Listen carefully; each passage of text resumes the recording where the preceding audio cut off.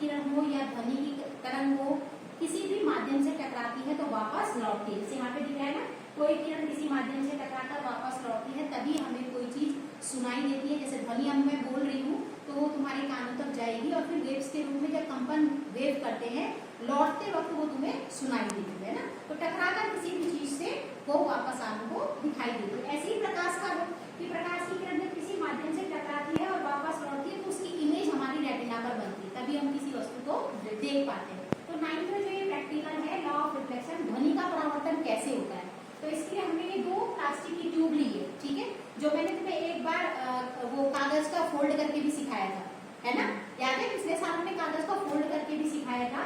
और इमेज में अगर हम उसको इस तरह से 2 एंगल बनाते हुए रखते हैं तो क्या है, यहाँ पर ये ट्यूनिंग फॉक है, ट्यूनिंग फॉक को अगर हम मारते हैं और मार के देखो यहाँ पे ध्वनि प्रोड्यूस हो रही है, और ध्वनि प्रोड्यूस होकर अगर हम यहाँ पाइप के साइड में रख देते हैं और अगर अब हमने ट्यूब को क्या करा, छुपा दिया, अब हमारे पास ट्यूब नहीं है, हमें क्या करना है, ये देखना है कि ध्वनि ने बराबर एंगल बनाया कि नहीं।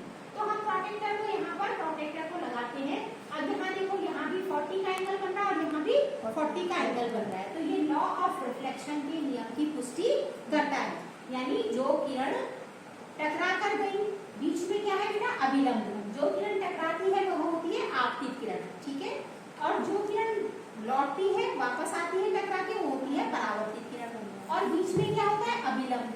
तो इसके बीच में जो कोण बनेगा आपतन कोण, इसके बीच में जो कोण बनेगा वो परावर्तन कोण, इन दोनों का मान बराबर होता है। तो ये इसके नियम की पुष्टि करते हैं। देखो दोनों ये बन गया ना। अब अगर हम एंगल को फिर हम क्या करते हैं, शो ट्यूब, ट्यूब हमने ये कर दी, अब भाई प्रोटेक्टर को हमने हटा दिया।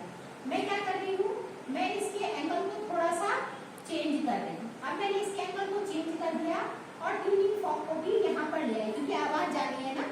अब हमने क्या करा, अब हम फिर क्या करेंगे, हाइड द ट्यूब, ट्यूब को हमने हटा दी।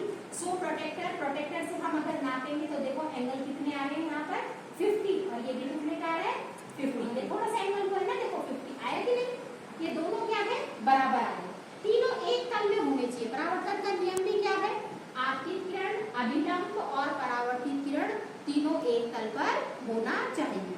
दूसरा, आपतन कोण का मान परावर्तन कोण के मान के बराबर होना चाहिए। तो देखो दोनों कोण बराबर है, इधर भी 50 इधर भी 50। चलो अब एक बच्चा आकर और एंगल चेंज करके देख सकता है, आओ चेंज द एंगल। पहले hide the protector, show tube, tube के हिसाब से आप चेंज करो। अब शो द प्रोटेक्टर, अब देखो बराबर है, ट्यूब बराबर होनी चाहिए। ट्यूनिंग फॉक को भी ले जाओ, ट्यूनिंग फॉक को तो आपने लिया है, हाँ ट्यूनिंग फॉक को ले जाओ। देखो ये ध्वनि तरंग गई, इस तरह से जा रही है ना। अब देखो कितने का आ रहा है, बराबर हो रहे हैं कि नहीं हो रहे हैं। उधर से तो किरण आई नहीं है, वो उधर से भी पास होनी चाहिए। देखो अभी आपके एंगल में गड़बड़ है, और एडजस्ट करो।